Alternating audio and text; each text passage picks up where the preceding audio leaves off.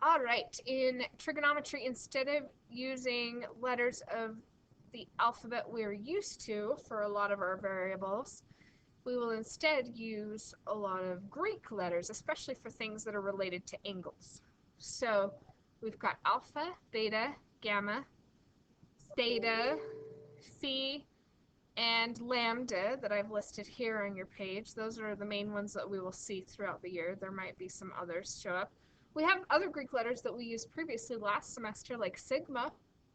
Remember that one for sums? So anyway, now this is going to be some really important formulas to remember. We need to be able to change between degrees and radians to degrees.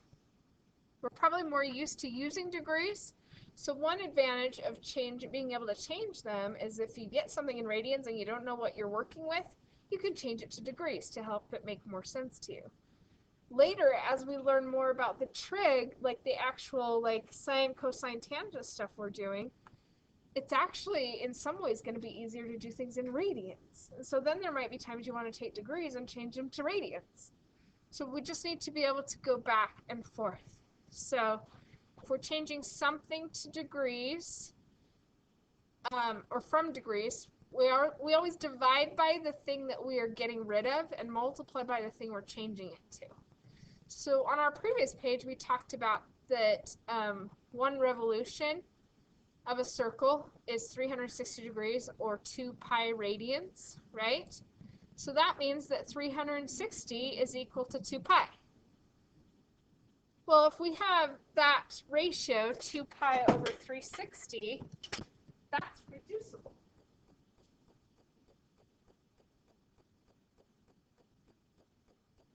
So 2 pi over 360 is an entire circle, correct?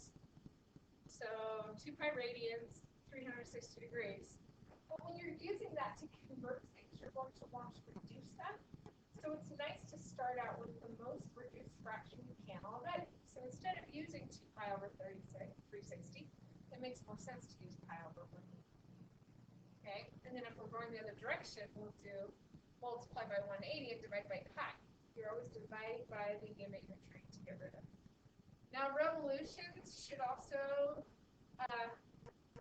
it's just mentioned here, you can write this down. We want to change from revolutions to degrees, we multiply 360. If we want to change from degrees to revolutions, we divide by 360.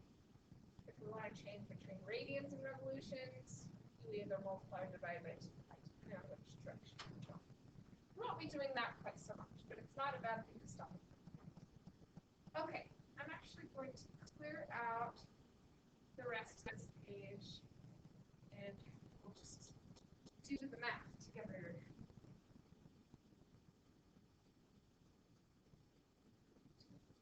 Hi, it's all done, and now it's not.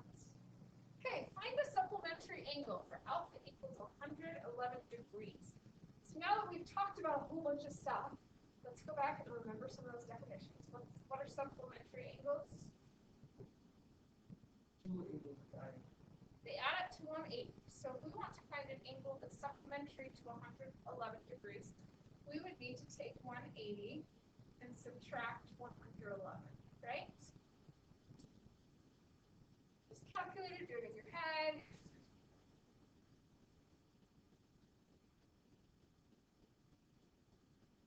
All right.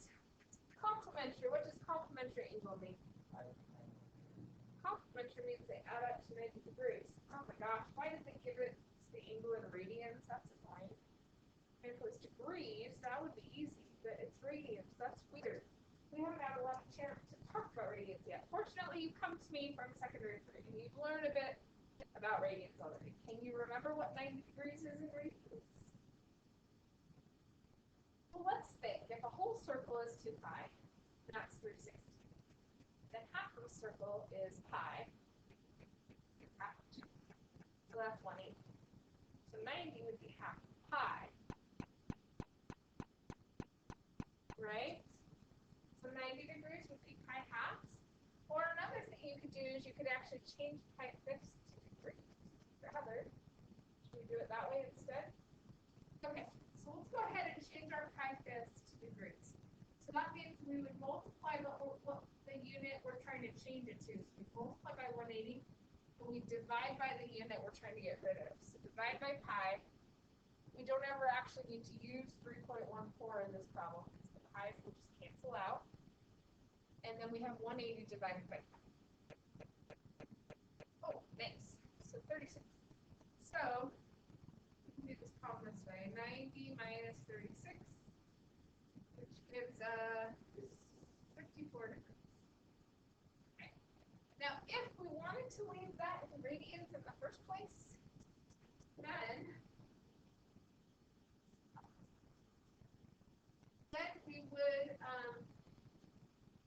just deal with fractions. So 90 degrees as radians would be pi halves, and we would subtract pi fifths. How do you do something like that? What are the rules? Those are fractions. So this is our fraction. Common denominators. So common denominator of 2 and 5. So what do we have to do to get that common denominator of 10 on pi halves?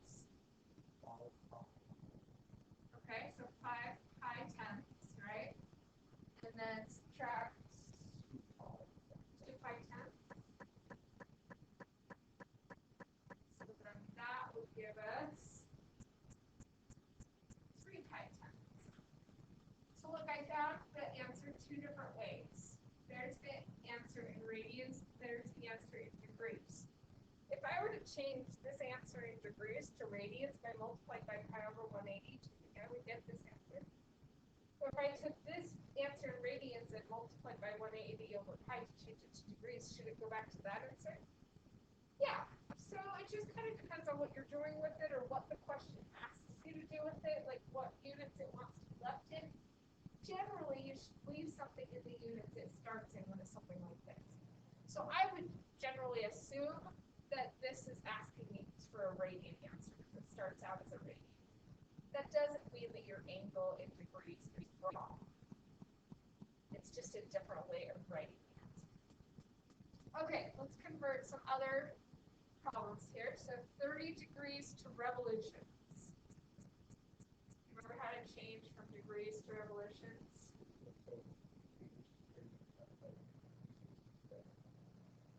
Yeah, if any of you ever had a chemistry class where you could change like grams to moles, or have you done anything like that?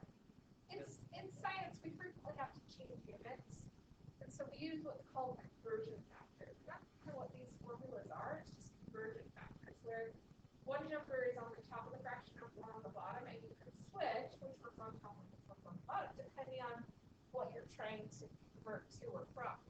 So in this case, we would be changing 2 revolutions. So we would remember that 1 revolution is 360 degrees. So that would be 30 over 360, which is a 12th of a revolution. All right. How would we change 1/6 of a revolution to radians?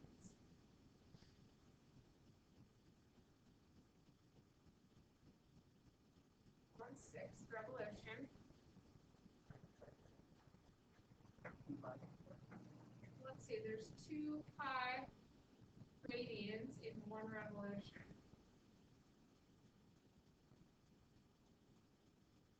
That should do it, right?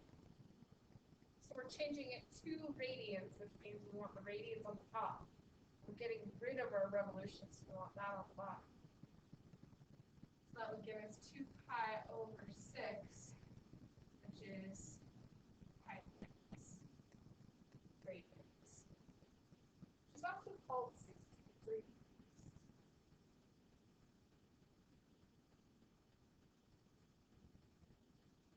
Okay, 60 degrees to radians. So we played around with revolutions for a minute. Let's work on radians and degrees. We already did one problem from radians to degrees on question 2, but let's do some others here. So 60 degrees to radians. So I start with 60 degrees. I want to change it to radians. So that means radians goes on the top, degrees goes on the bottom. So I'm going to do pi over 180. And we're not going to change pi to 3.14. We're going to leave our answers in terms of pi. So 60 degrees over 180, isn't that third? That's a third, right? And the pi stays there on the top. 60 divided into the 180 3 times. So pi third radians. Oh, we just got that on answer 2. So on answer 2, when we got pi third radians, that means that 1/6 of a revolution is 60 degrees, right? They all relate back to each other. Okay, number 4, negative 5 pi fourths. Negative angles. Wait, did you do negative angles last year a little bit? We're going to talk about that here in just a second. Positive angles go counterclockwise. Negative angles go clockwise. Weird thing. Don't worry, we'll talk more about it here in just a second. The only thing you need to worry about on these problems, if it's negative, you take the negative with it. You have an angle in negative radians, you're going to give it in negative degrees.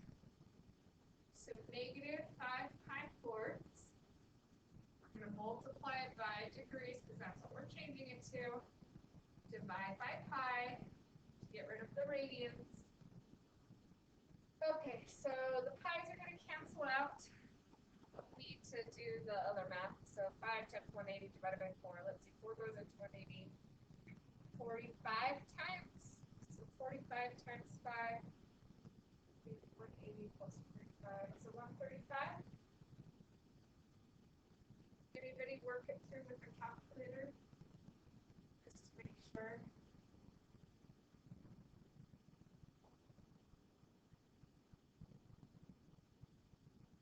Okay, usually when people first learn about radians, they think, well, I wonder how many degrees 1 radian is. Well, let's figure that out. So what's strange about this radian is it doesn't have pi in it. Because it's not breaking down the entire circle in terms of 2 pi. It's just saying 1 radian, 1 radius, like what angle will that be in degrees? It's going to be an irrational answer because we're going to have to divide by pi, but there's no pi on the top of the problem for it to cancel. That's okay. It's okay for radians to not have pi written. It doesn't have to be written in terms of pi.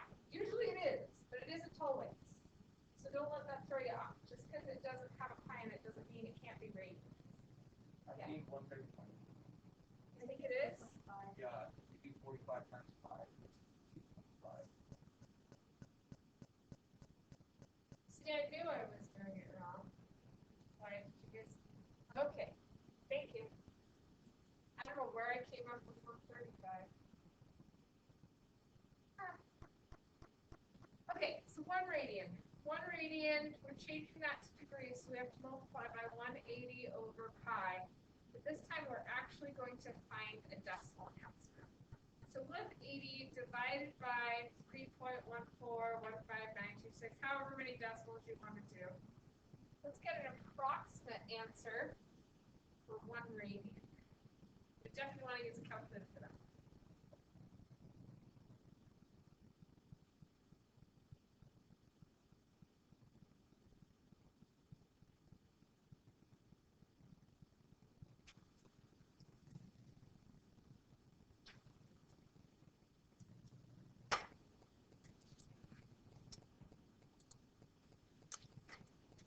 So it sounds like we're getting approximately 57.3. Does that sound right?